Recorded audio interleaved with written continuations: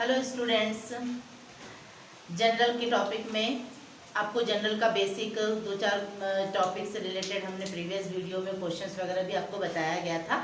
आज उसी का एक अगला और एक टॉपिक है जिसको हम कहते हैं कंपाउंड जनरल एंट्रीज। ठीक है ना। कंपाउंड जैसे कि नाम से ही आपको मालूम होता है कि कंपाउंड मतलब एक साथ करना, किसी भी चीज को मिला करके करना हमारा कंपाउंड एंट्री कहता है। ठीक है ना। तो कंपाउंड एंट्री के लिए सबसे बेसिक थिंग्स जो होती है वो क्या है, आप जरा ध्यान दीजिए कि compound entry when a single entry is passed to record more than one transaction occurred on the same date it's called as compound journal entry। इसका मतलब क्या हुआ कि कंपाउंड एंट्री का मतलब होता है कि जब कोई जनरल की जो नेचर यानी बिजनेस ट्रांजैक्शन सेम नेचर का हो और सेम डेट का हो। विशेष ध्यान दीजिएगा, it is mandatory that for the day will be a same. आपका डेट जो है वो सेम होना चाहिए, एक ही डेट पे एक ही पैटर्न यानी एक ही नेचर का जो जनरल एंट्री है अगर वो होता है तो उसके लिए हम अलग अलग जनरल एंट्री करके उसको ना बढ़ा करके उसे हम एक साथ एक जगह में करते हैं। तो ये हमारा कंपाउंड एंट्री है। क्लियर हुआ। डेट सेम होना चाहिए एक ही डेट पे और जनरल एंट्री का बिजनेस ट्रांजैक्शन जो है वो सेम होना चाहिए, तभी जाकर के हमारा जनरल एंट्री, तभी जाकर के जो एंट्री होगा उसे हम कंपाउंड एंट्री कहते हैं। ठीक है ना। अगर मान लीजिए अलग अलग अकाउंट हो रहा है, मतलब कोई एक अकाउंट डेबिट हो रहा है अगला अगर क्रेडिट हो रहा है तो फिर वहां पर कंपाउंड नहीं होगा। कंपाउंड होने के लिए आपका एक से ज्यादा एंट्री का डेबिट होना या एक से ज्यादा एंट्री का क्रेडिट होना मस्ट है, वो जरूरी है। ठीक है ना। तभी जाकर के आप यहाँ पर कंपाउंड एंट्री कर पाएंगे। कंपाउंड एंट्री का कुछ कंडीशंस देख लीजिए। कंडीशंस में पहला कंडीशन है different account are being credit but only one account is debit. एक ही अकाउंट डेबिट है, बाकी सारे एंट्रीज जो है वो क्रेडिट में जाए। जैसे सपोज कीजिए आपका purchase goods from Ram, Mohan, Shyam. आपने सामान खरीदा, राम से खरीदा, श्याम से खरीदा, मोहन से खरीदा, पर सेम डेट पे खरीदा। तो हमारा आपको प्रीवियस वीडियो में हमने आपको परचेस गुड्स की जनरल एंट्री बताया गया था और ये हमारा क्रेडिट ट्रांजैक्शन है। Purchase account debit to Ram, purchase account debit to Shyam, मतलब आपकी जनरल एंट्री इस तरह से आपकी हो जाएगी। ठीक है ना। जैसे मान लीजिए आपने यहाँ पर लिखा purchase account debit to Ram और टू श्याम और एक हो गया टू मोहन। तीन व्यक्तियों से आपने सामान परचेज किया तो उस समय आपने क्या किया, एक ही एंट्री डेबिट हुआ। कौन डेबिट हुआ, परचेज अकाउंट डेबिट हुआ, लेकिन हर कोई को आपने अलग अलग किया। क्यों किया, आप इसका अगर सेपरेट जनरल एंट्री करते तो आपकी क्या एंट्री बनती, purchase account debit to Ram. अगर हम लिखते परचेज गुड्स फ्रॉम राम तो आप एंट्री करते purchase account debit to Ram. आपको लिखा होता परचेज गुड्स फ्रॉम श्याम, आप लिखते purchase account debit to Shyam. Purchase goods from Mohan, आप एंट्री करते purchase account debit to Mohan. तो यहाँ पर आपको क्या दिख रहा है कलेक्टिवली कि परचेज हर अकाउंट में डेबिट हो रहा है और बाकी नाम जो है वो अलग अलग क्रेडिट हो रहा है। तो इस सिचुएशन पे हम क्या किए, उन सबको कलेक्टिवली एक जगह पर लिया कि परचेज को बार बार ना लिख करके एक बार परचेज लिखेंगे और सारे पर्सन को हमने क्रेडिट कर दिया। क्लियर। तो ये आपका क्या हो जा रहा है, कंपाउंड एंट्री हो गया। ठीक। सेकेंड सिचुएशन कह रहा है different account are being debit but only one account is credit. अलग अलग अकाउंट जो है वो आपका क्या होगा, डेबिट होगा और एक अकाउंट क्रेडिट होगा। जैसे sales goods to Ram, sold goods to Mohan, sold goods to Shyam. तो यहाँ पे क्या हो जा रहा है, आपने सामान बेचा है तो किसको किसको बेच रहे हो, राम को। तो आपको प्रीवियस वीडियो में सेल्स गुड्स की भी बात हमने बताया था कि ये क्रेडिट सेल्स है। तो क्रेडिट सेल्स में क्या होता है, पर्सन नेम हमेशा डेबिट होता है और सेल्स अकाउंट हमेशा क्रेडिट होता है। तो सपोज करो अगर आपने राम से खरीदा तो यहाँ पर आपकी जनरल एंट्री क्या आ जाएगी, Ram debit, Shyam debit, Mohan debit और टू सेल्स अकाउंट। ठीक है ना। यही आपकी जनरल एंट्री हुई। यानी यहाँ पर क्या हुआ, बहुत सारे एंट्री यानी बहुत सारे नाम जो है डेबिट हुआ पर सिर्फ सेल्स अकाउंट क्रेडिट हुआ, एक सिंगल एंट्री। तो इस समय बार बार मैं एक चीज को बोल रही हूँ, वो आप ध्यान दीजिएगा कि वो डेट सेम होना चाहिए। अगर सेम डेट का है तभी आप एंट्री करेंगे। अगर ये अलग अलग डेट के हो तो no need to make a compound entry.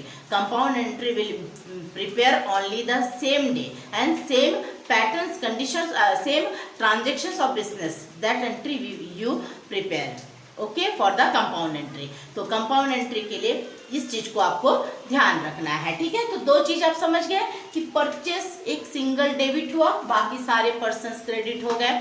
यहाँ पर आपके सारे पर्सन्स डेबिट हुए, सेल्स सिर्फ अकेला क्रेडिट हो गया, ठीक है ना। तो इस तरह से आपका ये चीज आपके जो है वो कंपाउंड एंट्री में हुआ। थर्ड है when some transaction are jointly made and can not be separate. कुछ ट्रांजेक्शंस ऐसे होते हैं जिसको आपको जॉइंटली बनाना पड़ता है, उसको आप सेपरेट कर ही नहीं सकते, जैसे paid salary, paid commission, paid interest, तो ये सब चीज़ आप दे ही रहे हो, तो ये जॉइंटली आपका क्या हो जाएगा, एंट्री है जिसे आप सेपरेट नहीं कर सकते हैं, ठीक है ना। तो ये तीन जो मेन थिंग्स है ये आपकी कंडीशंस हैं कि आपको इन्हीं कंडीशंस पर कंपाउंड जर्नल एंट्री बनाने हैं। क्लियर।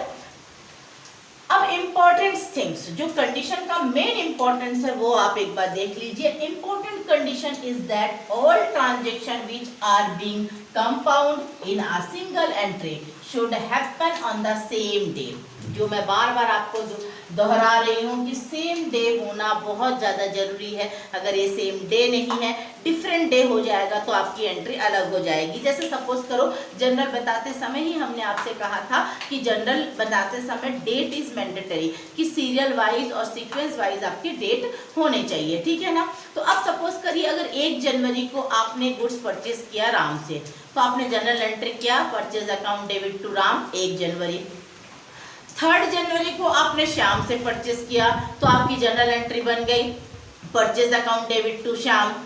तीसरा मान लीजिए 10 जनवरी को आपने जनरल एंट्री का आपने मोहन से परचेज किया तो आपकी जनरल एंट्री भी purchase account debit to Mohan, क्योंकि आप डेट वाइज अपनी एंट्री मेंटेन करते हो, ठीक है ना। लेकिन वही अगर 10 जनवरी को ही आपने राम, श्याम, मोहन सबको सामान बेचा तो आपको यहाँ पर एक ही जनरल एंट्री प्रिपेयर करनी होगी, क्योंकि ट्रांजैक्शन का पैटर्न सेम है और डेट भी सेम है। ओके, अब समझ में आ गया कि हमारा डेट बहुत ज़्यादा मैंडेटरी इंपॉर्टेंट कंडीशन है कि डेट सेम होगा तभी आपकी कंपाउंड जनरल एंट्री बन पाएगी। Clear. The single account which is debited or credited contain the total of all others in the opposite side। यहाँ पर बोला जा रहा है अमाउंट का, किस तरह से अमाउंट फिल करेंगे आपको ये बता दूं कि अमाउंट के लिए एक बार ध्यान दीजिए कि जैसे राम है, राम का अमाउंट कर लेते 500 रहा हो, ये 1000 रहा हो, ये 2000 रहा हो। आपको मालूम है कि जनरल एंट्री में डेबिट और क्रेडिट दोनों साइड की वैल्यू हमारी क्या होती थी, इक्वल होती थी, ठीक है ना।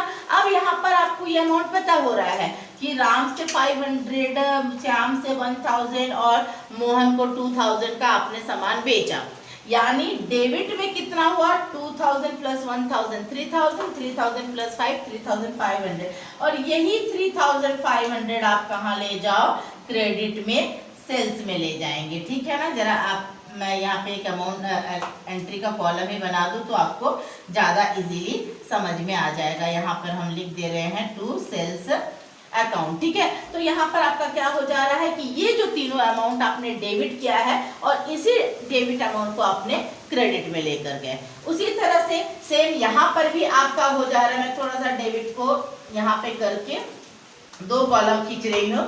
अब यहाँ पर सपोज करो राम 200 था, श्याम 300 रहा हो, ये 400 रहा हो। अब यहाँ पर क्या हो रहा है 3 और 2 5, 5 और 4 900, आपने यहाँ पर 900 लिखा। क्लियर। इस तरह से आपको अमाउंट करना रहेगा। वही यहाँ पे कहा जा रहा है कि आप डेबिट और क्रेडिट का अमाउंट को कंटेन करके ऑपोजिट साइड में लिखेंगे, मतलब उसको जोड़ लीजिए। जैसे यहाँ पर क्या है, डेबिट की साइड ज्यादा थी तो डेबिट के अमाउंट को जोड़ करके हमने कहाँ पर लिखा, क्रेडिट में लिखा, और यहाँ पर हमारी एंट्री क्रेडिट साइड की ज्यादा थी तो क्रेडिट में हमने अमाउंट लिखा और उसके जो टोटल है उसे हमने डेबिट में लिख दिया, ठीक है ना। क्योंकि जनरल जब आप कर रहे थे तब हमारा डेबिट और क्रेडिट दोनों साइड के आप वैल्यू लिखते ही जा रहे थे, ठीक है ना। पर कंपाउंड में क्या हो जाएगा, कोई एक साइड, चाहे वो डेबिट साइड हो चाहे क्रेडिट हो, कोई एक साइड ज्यादा आएगा और एक साइड सिंगल रहेगा। यानी यहां से ही आप समझ जा रहे हो कि परचेस डेबिट सिंगल था, बहुत सारे एंट्रीज क्रेडिट में आए। यहाँ पर आपने देखा सेल्स सिंगल क्रेडिट है, बाकी बहुत सारी एंट्री डेबिट में आया। तो हमारे अमाउंट लिखते समय आपको ये ध्यान देना है कि जो भी साइड ज्यादा है पहले उस साइड आप अमाउंट लिख लीजिए, फिर उसके टोटल को अपोजिट साइड में लिख दीजिए। जैसे यहाँ पर आप क्रेडिट में 200, 300, 400 ये लिखा, फिर इन अमाउंट को टोटल करके आपने डेबिट में लिखा। वैसे ही सेल्स के कंडीशन पे आपने तीनों अमाउंट डेबिट के लिखे और इन तीनों को टोटल करके आपने क्रेडिट में शिफ्ट किया। क्लियर। तो कंपाउंड एंट्री के लिए आपको बस इतना ही ध्यान देना है कि फर्स्ट थिंग्स है डेट, एक ही डेट होना चाहिए, और सेकंड होता है बिजनेस ट्रांजैक्शन का नेचर सेम होना चाहिए, ठीक है ना। किसी एक ही साइड का डेबिट ज्यादा आना चाहिए, क्रेडिट सिंगल होना चाहिए, या फिर क्रेडिट अमाउंट ज्यादा आना चाहिए, डेबिट सिंगल होना चाहिए। लेकिन सपोज करो, मैं एक एग्जांपल दे रही हूँ कि अगर 15 जनवरी का डेट है और 15 जनवरी को आप लिख रहे हो परचेज गुड्स फ्रॉम राम, और 15 जनवरी को ही आप लिख रहे हो सोल्ड गुड्स टू श्याम। अब यहाँ पर दोनों अलग अलग ट्रांजैक्शन हो गया, एक परचेज हुआ और दूसरा सेल्स हो गया। तो यहाँ पर इस कंडीशन पर डेट सेम होने पर भी ये आपका कंपाउंड जर्नल एंट्री नहीं बनेगा। क्यों? क्योंकि एक परचेज है और दूसरा सेल्स है, मतलब दोनों का बिजनेस ट्रांजैक्शन का नेचर जो है वो सेम नहीं है। क्लियर। मेरे ख्याल से आपको कंपाउंड एंट्री का जो टॉपिक है वो क्लियर हो रहा है, ठीक है ना। तो एक बार आप इसका स्क्रीनशॉट ले लीजिए।